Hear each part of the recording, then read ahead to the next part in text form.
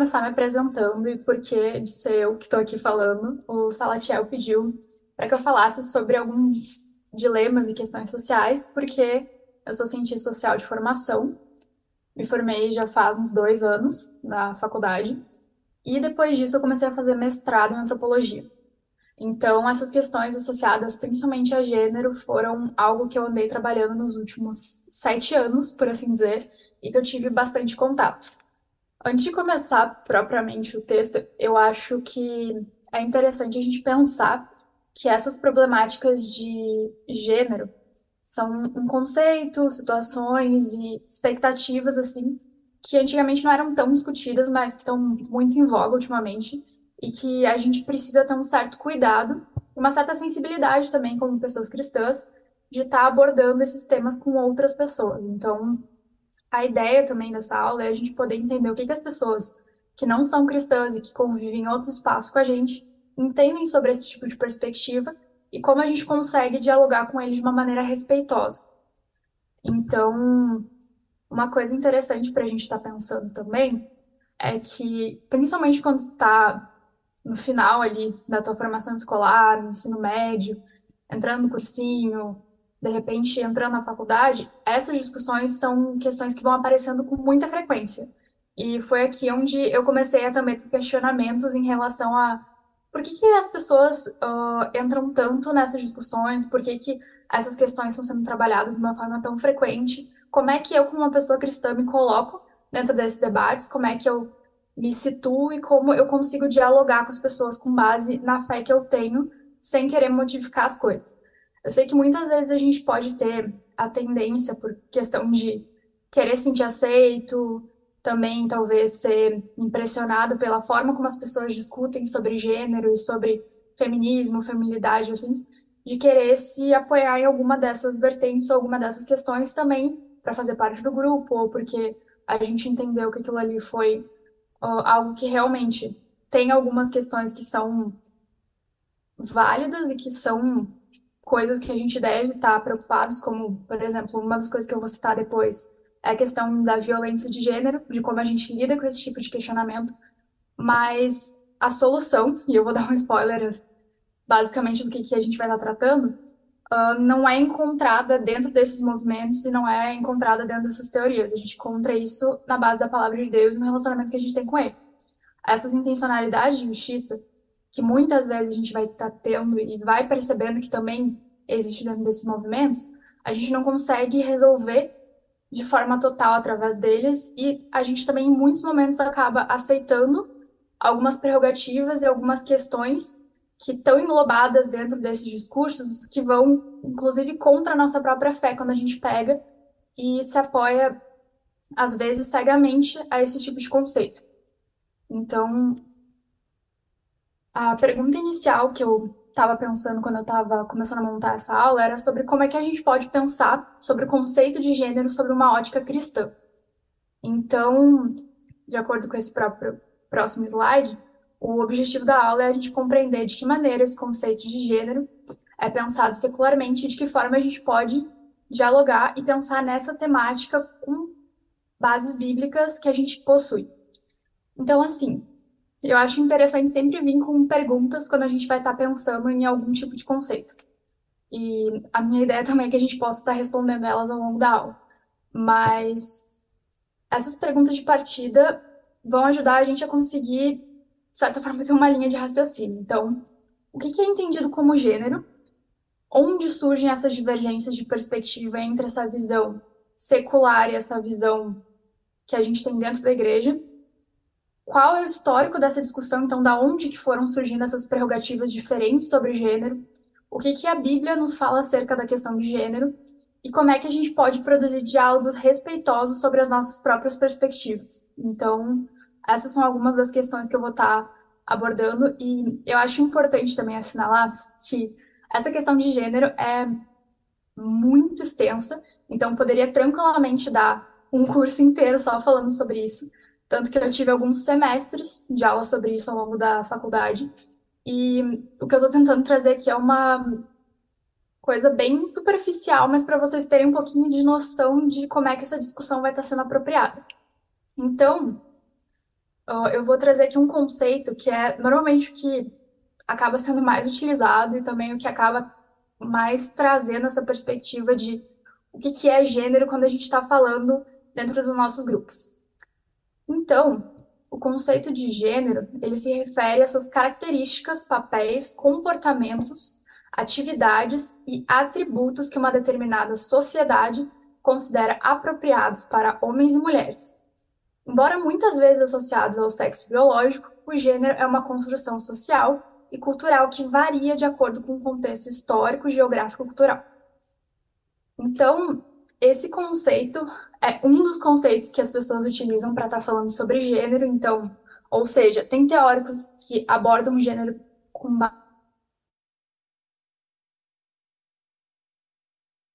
mas a Joan Scott vai estar trazendo essa questão relacionada a uma perspectiva social e cultural do gênero. Ou seja, o gênero é uma coisa que pode ser modificada e que vai estar sendo afetada principalmente por causa do contexto cultural e social que ela está sendo colocada, e é algo, consequentemente, que é mutável. Então, quando a gente está vendo esse conceito secular de gênero, em boa parte do tempo a gente está vendo um conceito que ele é fluido. Então, é um conceito que não é inscrito. Então, ou seja, a perspectiva que a nossa sociedade brasileira tem agora sobre o que é um homem, o que é uma mulher, não é o mesmo tipo de perspectiva que, sei lá, a sociedade inglesa tinha no século XVIII do que era um homem e do que era uma mulher. Quais deveriam ser as formas que eles se portavam em sociedade, como eles se relacionavam entre si. Então, o que a gente tem aqui é uma noção de que, de novo, é um conceito mutável e como é que a gente relaciona isso, então, com a nossa própria perspectiva de fé? Porque, já trazendo um spoiler aqui, a nossa perspectiva sobre gênero não é uma perspectiva tão mutável assim. Então, como é que a gente vai estar trabalhando isso? Como eu falei anteriormente, o conceito de gênero ele possui uma diversidade de abordagens e também disputas teóricas sobre as definições e o contexto também que os próprios teóricos estão produzindo. Então, aqui são algumas das divisões, e óbvio, tem várias outras questões que vão estar sendo trazidas em cada uma dessas perspectivas, mas que são normalmente as que a gente encontra quando vai estar pesquisando e vai estar pensando sobre gênero. A gente tem uma perspectiva binária, por exemplo, que é uma perspectiva que divide entre feminino e masculino. Seria quase como se a gente tivesse, ao pensar numa imagem do que seria essa perspectiva binária, é quando a gente vai no shopping e daí a gente se depara com a divisão entre os banheiros. A gente tem uma divisão de masculino e feminino, no caso. Então, essa é uma divisão que tem uma base extremamente biológica e que é uma visão clássica de gênero, no caso. Que também, querendo ou não, é a forma como a gente, como cristãos, entende essa perspectiva de divisão generificada das coisas, como masculino e feminino. A gente também tem a perspectiva social construtivista, que é exatamente a que eu estava comentando anteriormente, que tem essa noção de que o gênero ele é socialmente construído. Então, pelo fato dele ser socialmente construído e culturalmente construído também, ele é algo que é mutável e que depende muito do contexto que a gente está vivendo para as pessoas estarem interagindo de acordo com o seu gênero na sociedade. Por exemplo, na sociedade brasileira, ou historicamente ou tradicionalmente, a gente não estava acostumado a ver homens utilizando saia. Mas na sociedade escocesa, a gente tem homens que usam kilt, que pra gente, por exemplo, poderia parecer uma saia, uma coisa que seria feminina, dentro da sociedade deles, da forma como eles entendem, é algo que é cultural e que faz parte da visão que eles têm do que um homem usa dentro daquele contexto. Então, aqui é uma noção que se readequa de acordo com a história, a cultura e também das pessoas que vai estar sendo, de certa forma, associadas a essas perspectivas. A gente também tem uma das perspectivas que é mais recente, de certa forma, que é essa perspectiva de performance de gênero. Ou seja, é uma perspectiva que fala que o gênero deve ser performado. Como assim o de gênero deve ser performado? São questões associadas principalmente a como o masculino ou o feminino é entendido naquela sociedade e a pessoa, com base nesses entendimentos, ela pega e busca estar performando, ou seja, tá atuando de acordo com aquele gênero. Então, por exemplo, as mulheres costumam ter algum tipo de comportamento específico dentro daquela sociedade. Então, o que que vai acontecer? A pessoa que está tentando se colocar de acordo com uma perspectiva de performance de gênero feminino vai estar usando maquiagem, vai colocar, sei lá, uma extensão no cabelo, vai usar um tipo de roupa específico, vai se vestir de acordo com aquilo que é entendido como feminino. Então, vai performar o gênero também dessa forma. Uma coisa interessante é que esse ato performativo, ele tem que ser um ato repetitivo. Então, essa pessoa vai frequentemente estar performando e buscando agir assim para estar performando um gênero. Então, ela com frequência vai estar se maquiando, vai estar se arrumando, vai ter esse entendimento que existe um conceito geral do que é o feminino e vai estar se colocando perante a isso.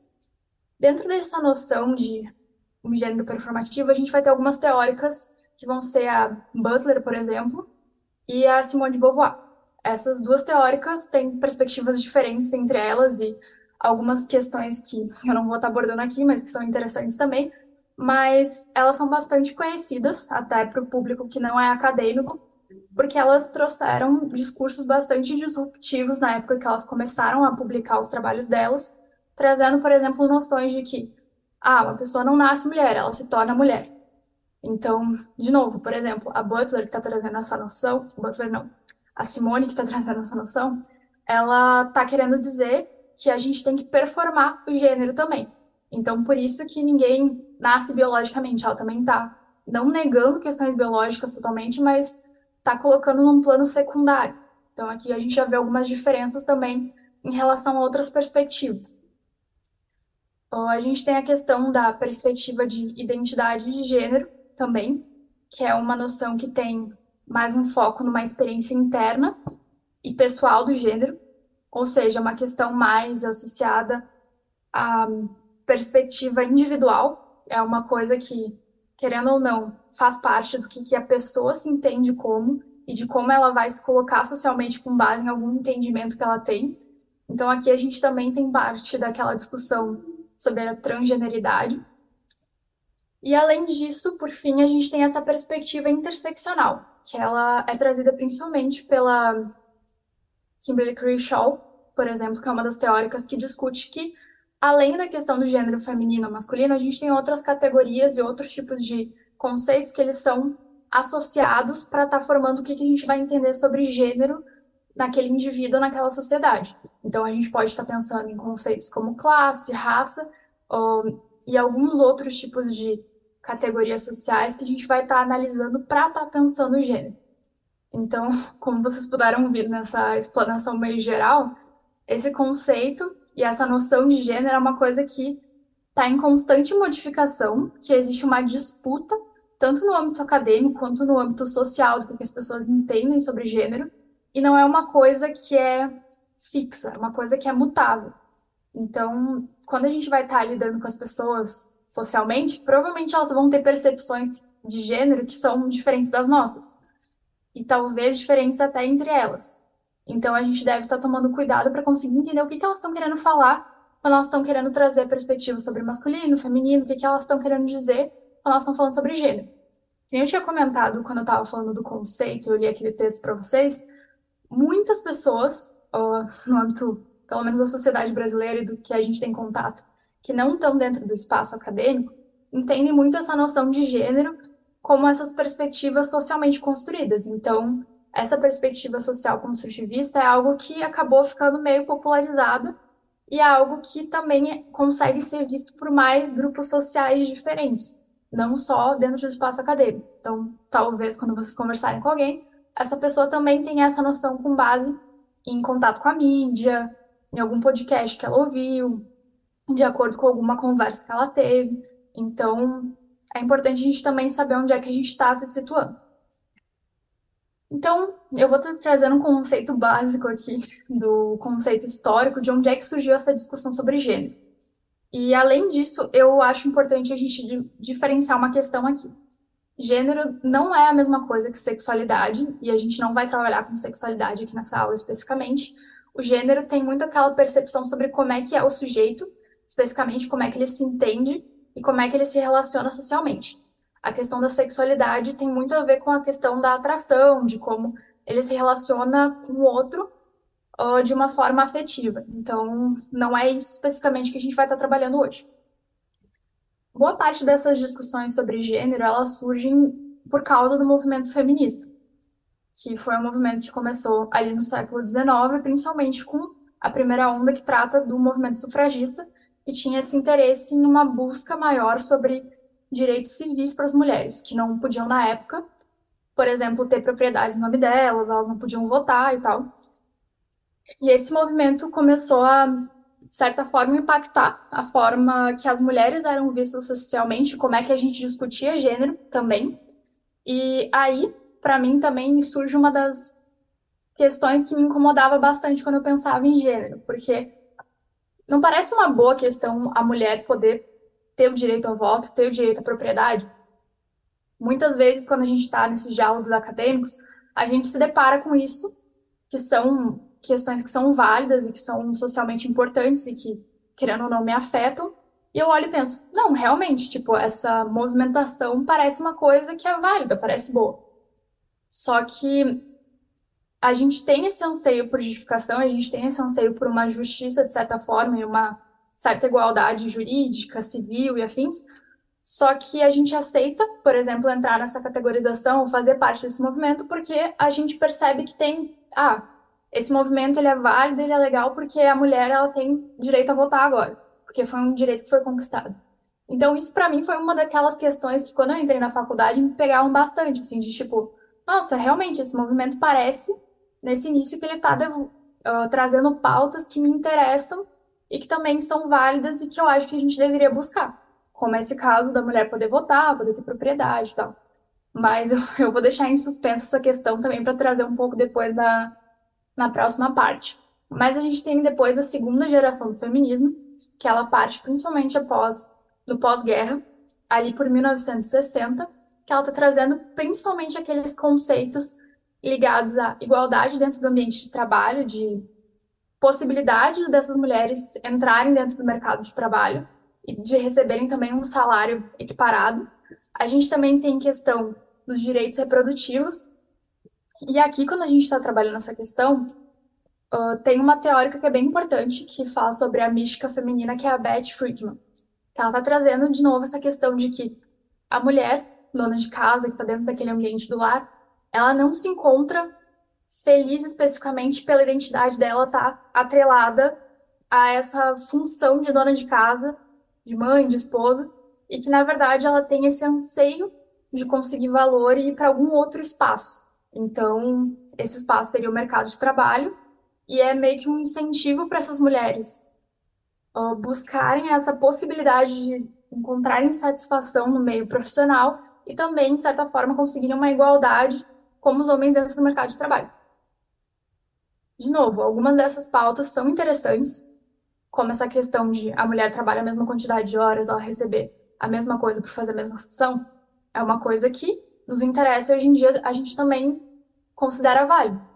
Mas daí também tem outras questões relacionadas aos direitos reprodutivos e afins que também vão estar sendo discutidos durante essa época. Além disso, a gente tem ali a terceira onda, que vai pela década de 1990 e de 2000, que ela está mais preocupada em questões relacionadas à sexualidade, à interseccionalidade, que nem eu tinha comentado, da gente discutir essas outras pautas dentro do feminismo, como o caso da raça, e desses questionamentos de que o feminismo anteriormente ali parecia muito associado a como essas mulheres de classe média brancas viam quais eram os problemas delas e também que deixavam de lado questões associadas às desigualdades com essas outras perspectivas de mulheres diferentes. Então, aqui a gente também tem próprias questões de questionamentos do próprio movimento feminista. E, de novo, aqui a gente tem uma noção muito atrelada a essa diversidade de perspectivas do que também é ser mulher, de como é que essas mulheres se entendem. E a gente tem, junto com essas discussões feministas, essa expansão do que a gente considera essa discussão de gênero. Então, aqui a gente tem várias alterações e também várias inserções de teóricas diferentes, de também pautas diferentes, e, de certa forma, também uma divisão entre o que seria só o movimento feminista e o que seria essa discussão de conceitos sobre gênero, né? Então, eu trouxe para vocês aqui um textinho sobre o que a gente, como cristãos, entende por gênero. Então, quando a gente está falando sobre papéis de gênero no casamento e o plano de Deus para homens e mulheres, essas ideias não são construções arbitrárias e culturais. Elas são fundamentadas na intenção de Deus para a humanidade. A Bíblia, ela apresenta um mundo pós-queda, onde homens e mulheres dificilmente agem de acordo com o plano de Deus para eles. O nosso contexto atual não é de exceção, e Cristo veio para redimir tudo isso. Então, o que esse trecho está falando? Que nem eu estava comentando anteriormente, o conceito de gênero, a discussão sobre gênero, ele muda com uma frequência muito grande. Quando se desenvolvem novas movimentações e quando se desenvolvem novas demandas sociais, esses conceitos vão sendo acrescentados, alterados, se modificam, as pautas que estão sendo trazidas também são modificadas, mas nós, como cristãos, a gente tem um entendimento que, na verdade, o gênero não é uma construção arbitrária. Ele é uma construção que está baseada nessa vontade de Deus para a humanidade e que, na verdade, a gente não tem essa ideia de fluidez, de estar pensando o gênero como algo que vai estar sendo modificado de acordo com o contexto. Então, eu trouxe um trecho de um livro que eu acho muito interessante. Assim, ele tem algumas questões que eu não necessariamente concordo, ou talvez eu também não concordo com a forma como a autora também trabalha eles, porque muitas vezes eu senti na leitura assim que ela perdeu um pouco de sensibilidade ou um pouco de um toque ao estar falando sobre isso. Mas é um livro chamado Feminista Sem Saber, dessa autora chamada Courtney Racing. E ele é bem interessante, assim, porque ele também traz essas pautas de como o feminismo, querendo ou não, também entrou em concepções nossas quando a gente não entende como mulheres cristãs, assim. De essa intenção, intencionalidade, muitas vezes, de ocupar alguns espaços, de agir de acordo com alguma forma, dentro do próprio âmbito da igreja, sem perceber. Então, depois vai estar nas indicações, mas ela está trazendo essa questão de como o gênero ele tem muito a ver com essa intencionalidade de Deus em relação ao plano que ele tinha para a humanidade. E por isso que ele criou o homem e a mulher. Então a gente vai estar lendo, e eu vou estar lendo no caso, esses textos de Gênesis, para a gente estar pensando de onde é que surge esse conceito de gênero dentro da palavra. Então, a pergunta dentro desse contexto é: qual o plano de Deus ao nos constituir como homens e como mulheres?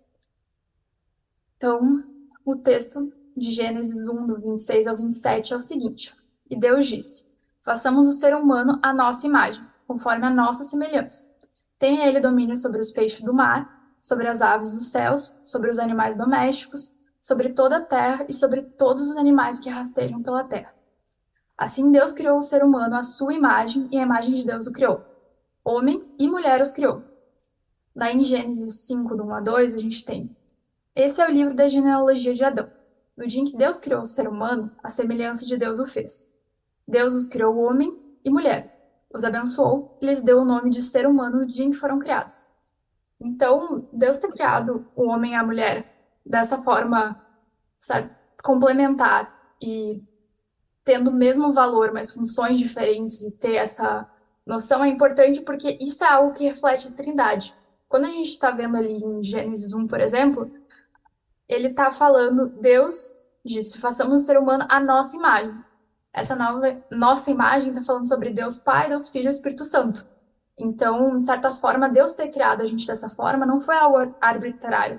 Faz parte também de representar a forma como ele se relaciona dentro da Trindade e também a forma de como, por exemplo, dentro do casamento, dentro desses papéis, a gente representa também a noção do relacionamento de Cristo com a igreja. Então, essas questões não foram feitas acidentalmente e fazem parte do plano de Deus. Então, a gente vê ali que tanto o homem quanto a mulher, eles são feitos à imagem e semelhança de Deus e eles têm um propósito dentro da criação e dentro desse plano criacional de Deus. Isso é algo muito importante para a gente estar tendo em conta quando a gente está partindo dentro dessa discussão. Então, como eu falei, tem a questão de dignidade e valores iguais. Quando a gente está pensando em gênero, a gente está pensando nesse masculino e nesse feminino, que é essa associação binária. Então, ambos, tanto o homem e a mulher, eles são criados à imagem de Deus e ambos têm dignidade e valor intrínsecos. E essa imagem de Deus, ela não é limitada a um gênero específico, mas ela é algo que é compartilhado igualmente por ambos.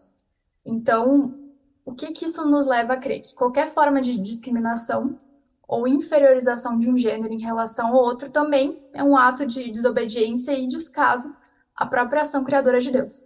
Então, como eu tinha comentado anteriormente, quando a gente pega e tem esse contato com essas perspectivas feministas, e essas perspectivas das ondas que eu tinha comentado, tem muitos questionamentos, muitos anseios que eles são válidos, como a questão de luta contra a violência da mulher, no caso. Só que a gente não encontra um contentamento em si quando a gente pega e só busca essas soluções por meio desse movimento. Então, esse anseio de justiça que a gente tem, pelo menos no meu entendimento, é muito um anseio dado por Deus. Porque, querendo ou não, quando a gente age dessa forma, a gente também está ferindo e está desobedecendo essa perspectiva que Deus tinha quando ele criou o mundo organizado dessa forma. Então, óbvio, a gente como cristãos deve estar se atentando em grande parte do tempo ao tomar cuidado quando a gente está ferindo ou está desobedecendo a Deus de acordo com essa perspectiva da forma de como é que a gente trata uns aos outros, partindo como base nessas percepções de gênero que a gente tem ou de outras perspectivas também, né? Então, a outra questão associada a esse texto também é que os dois têm um propósito e uma responsabilidade comuns em estar cuidando do que Deus criou. Então, essa criação do homem e da mulher. A imagem de Deus, ela inclui uma responsabilidade de dominar e cuidar da criação. Então, isso implica um mandato conjunto para trabalhar em parceria na administração do mundo. Seja no casamento, na família, na igreja, na sociedade, homens e mulheres são chamados a apoiar e ajudar uns aos outros, refletindo unidade e diversidade presentes na natureza divina. E eu acho que dentro dessa discussão, uma coisa que eu fiquei pensando bastante, que é bem importante, é que a gente não deve entender igualdade como uma noção de uniformidade. Ou seja, não é porque a gente tem uma igualdade de propósito ou de responsabilidade que a gente deve necessariamente ter as mesmas funções. Deus ele pegou e trouxe funções diferentes para o homem e para a mulher estarem realizando dentro dessa obra criativa dele, e a gente muitas vezes pode questionar ou tentar não entender por que elas são organizadas assim, mas elas fazem parte do plano criador de Deus e, querendo ou não, elas também demonstram toda essa relação da própria Trindade quando a gente está seguindo elas. Então, o fato da gente ter essa igualdade de propósito e responsabilidade não quer dizer que necessariamente eu deva fazer as mesmas coisas ou eu deva agir da mesma forma que um homem age, por exemplo. Porque talvez Deus me criou de uma forma única e especial para exercer outro tipo de funções que eu vou fazer de uma forma bem melhor. Então, essa minha posição, no caso, seria para ser uma auxiliadora, por exemplo, quando a gente está falando de um complementarismo cristão. Ou, por exemplo, no caso do homem, de ter uma função de liderança. Então, que nem eu estava comentando ali, essa criação de homem e mulher, ela destaca essa complementariedade dos gêneros. Cada um possui características únicas que, quando a gente une, reflete essa plenitude da imagem de Deus de uma maneira mais completa do que isoladamente. Deus ele não criou somente o homem, ele não criou somente a mulher, ele criou os dois juntos para conseguir também estar expressando a própria imagem dele. Então, quando a gente pega e volta para o Velho Testamento, quando a gente volta principalmente para esse relato de Gênesis, da criação da humanidade, a gente entende que Deus tinha um propósito para produzir dois gêneros, quando ele estava criando a humanidade. Então, a gente deve entender que ele tinha um plano, que ele tinha um propósito para separar as coisas dessa forma, né? Então, além disso, a gente tem essa perspectiva de relacionamento e comunhão, que Deus, sendo uma trindade de relacionamento, que eu tinha comentado anteriormente, Pai, Filho e Espírito Santo, ele cria os homens e as mulheres para viverem em relacionamento e comunhão. Então, isso reflete essa natureza relacional que Deus tem, esse desejo divino de que os seres humanos vivam em amor e harmonia uns com os outros. Óbvio, aqui a gente está partindo de uma perspectiva divina, uma perspectiva que era perfeita, desse relacionamento, dessa forma como o homem e a mulher eles deveriam agir. Mas, óbvio, de novo, a gente teve esse relato do que aconteceu após a queda. Essas relações não são mais harmônicas, a gente não tem mais as coisas acontecendo da forma como elas foram planejadas para serem. A gente tem muitas disputas, principalmente entre os gêneros, a gente tem muitas questões que também estão associadas, principalmente com essa forma de como a queda afetou a forma como a gente vive sendo mulher ou como a gente vive sendo homem. Então, querendo ou não, o que a gente tem nesse relato da criação é uma visão do que seria e o que vai ser perfeito, e o que a gente tem e o que a gente vive agora é esse relato pós-queda de que foi afetado a forma como a gente interpreta, e por isso que também a gente tem várias problemáticas como violência, como disputas associadas a homens e mulheres, até a própria noção do que aconteceria no caso do casamento, de que a mulher lutaria em relação à própria submissão ao marido, de que aquilo ali seria uma coisa pesada, especificamente, de que o marido dominaria a esposa, de que também teria toda uma relação conflituosa entre os casais. Isso também é uma reflexão do que acontece pós-queda. Então, de novo, eu acho que isso é uma coisa importante para a gente estar assinalando aqui também. Então, além disso, eu queria estar trazendo o que que essas diferenças de gênero elas não significam. A gente tem uma perspectiva de gênero com base na Bíblia que ela reflete um anseio e também uma intencionalidade criativa de Deus que era perfeita. E que a ideia de Deus, querendo ou não, continua sendo perfeita, mas que ela foi afetada pelo pecado. Então, querendo ou não, a gente tem várias coisas que foram deturpadas a longo prazo e que são difíceis para a gente conseguir estar vivendo em sociedade hoje por causa desses problemas. E além disso, quando a gente está partindo desses pressupostos de gênero bíblicos, a gente tem conceitos e noções do que Deus entende como homem, como Deus entende como mulher ali também na palavra, mas também tem questões que não estão aparecendo na Bíblia. O que eu estou querendo dizer com isso? O que essas diferenças entre homem e mulher, elas não significam, por exemplo, de que a nossa identidade se baseia somente no nosso gênero, ou que se baseia no nosso gênero. Acho que o fato de eu ser quem eu sou, por exemplo, só parte do pressuposto de que eu tenho a minha identidade baseada no fato de ser mulher.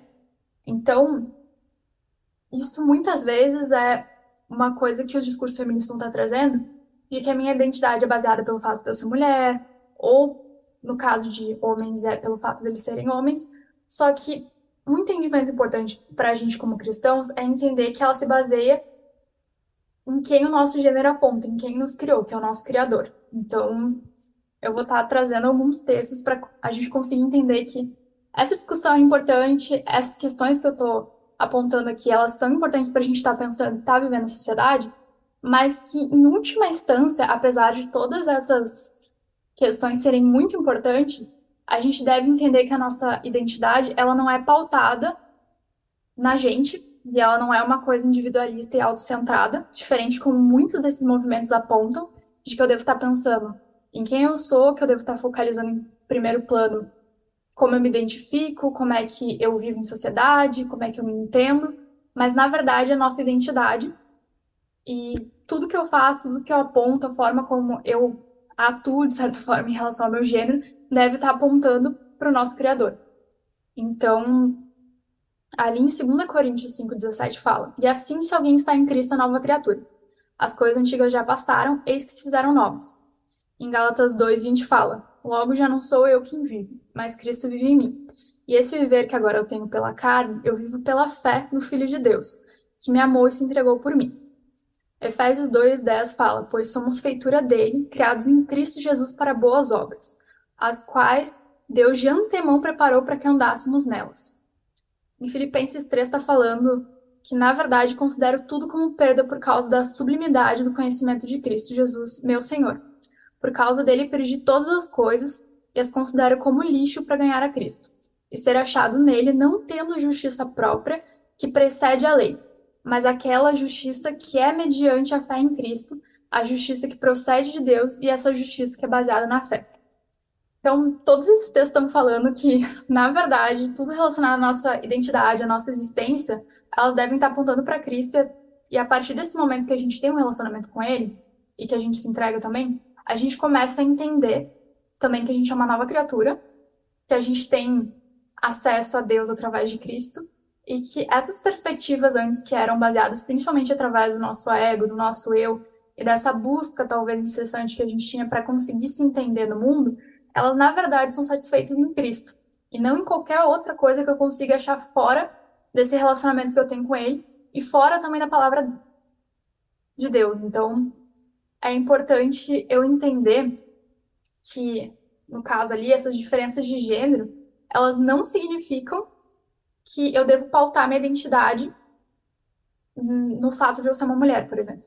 Então, de novo, é uma questão muito interessante, assim, eu entender, beleza, tem algumas questões que me incomodam, tem algumas questões que eu acho importante serem tratadas, e eu também tenho anseios próprios de justiça, mas esses anseios de justiça, eles não são resolvidos, eles não são satisfeitos em nenhum lugar fora de Cristo. Então, uma das coisas que, como cristão, a gente entende é que essa necessidade dessa busca, principalmente por satisfação de questionamentos, satisfação de anseios, de dúvidas, de problemáticas, ela não pode ser satisfeita em nenhum lugar fora de Cristo.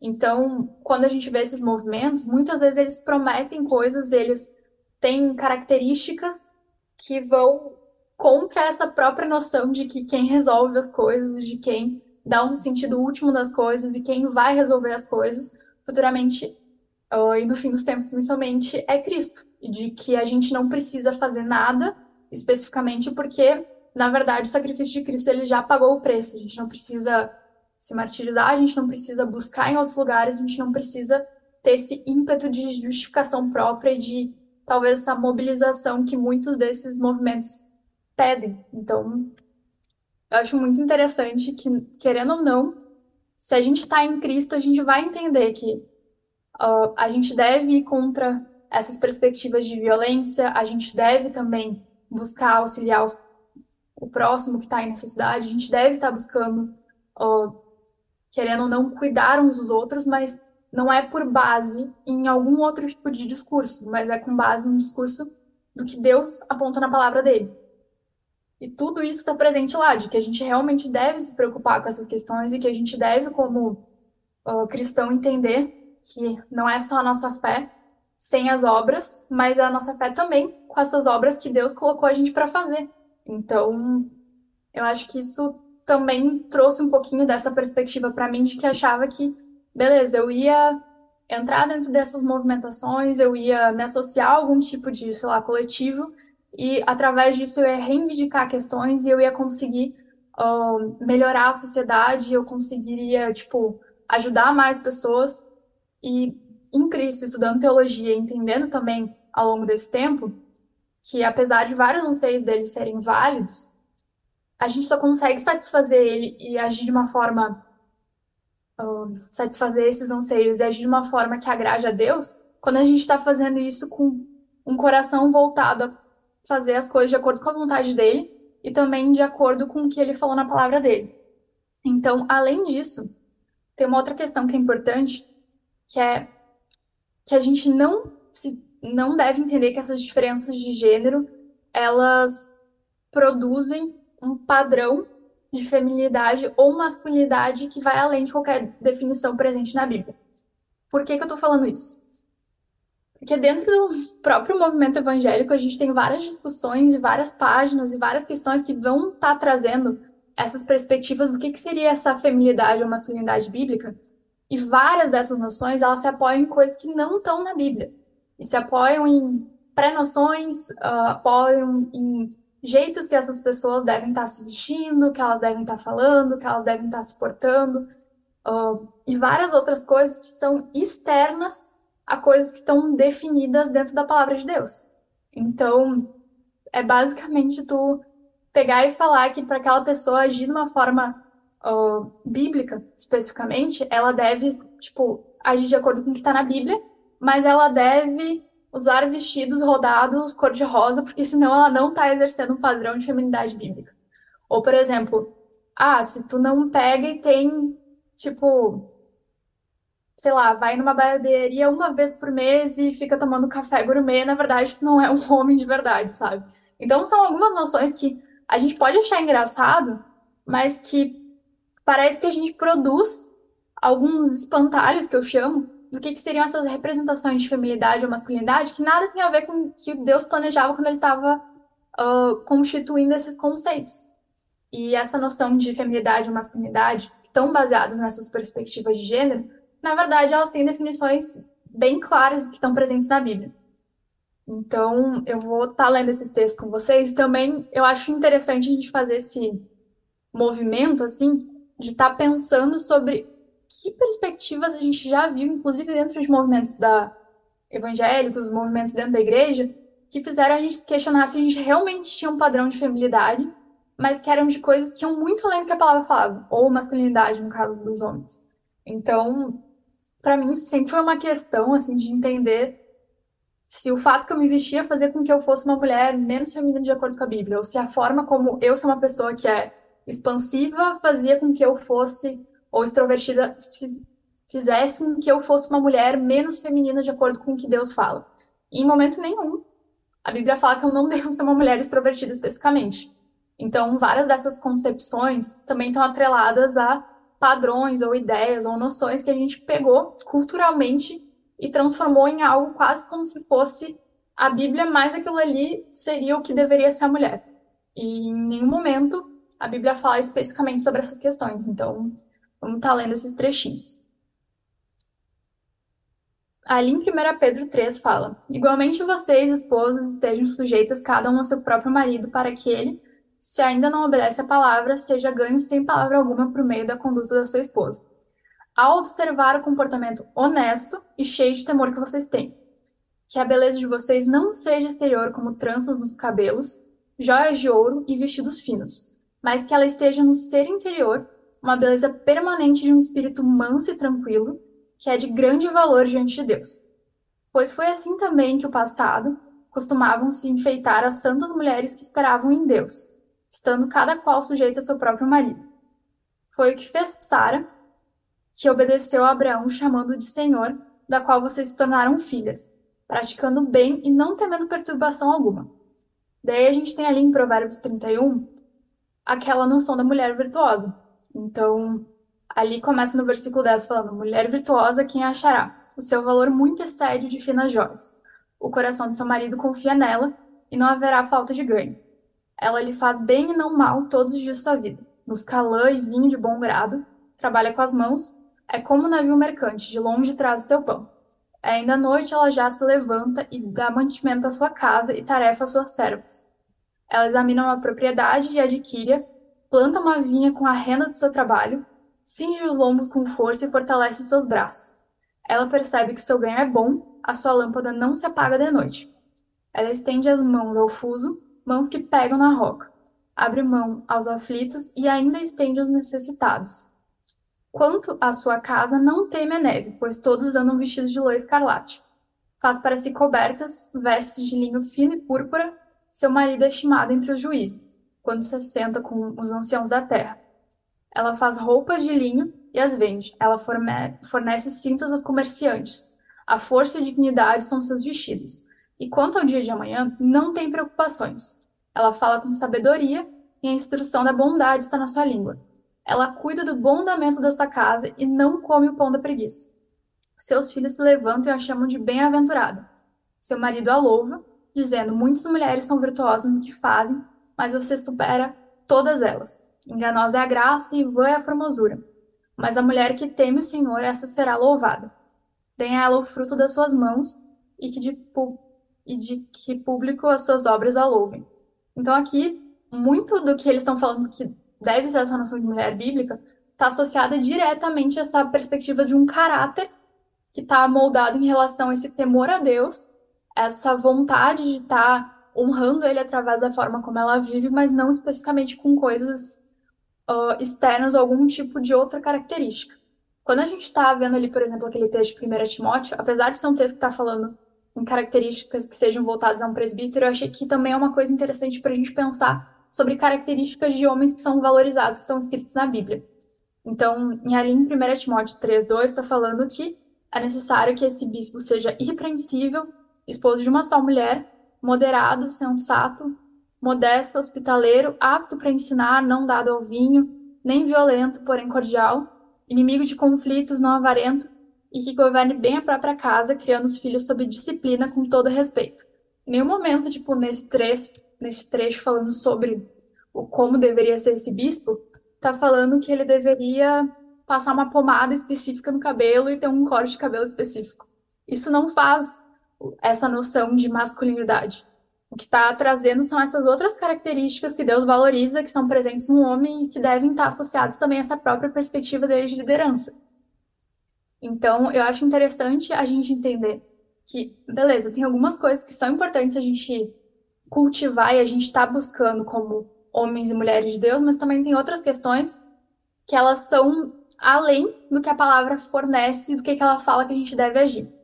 Então, muitas vezes a gente pode se questionar se a gente está agindo, por exemplo, da melhor forma como uma mulher bíblica, porque talvez a gente seja uma mulher que trabalha fora de casa e não uma mulher que fica em casa cuidando dos filhos. Ou talvez a gente se sinta mal porque nossos filhos, sei lá, eles vão para a escola e eu não consigo fazer uma educação domiciliar, ou alguma outra noção assim.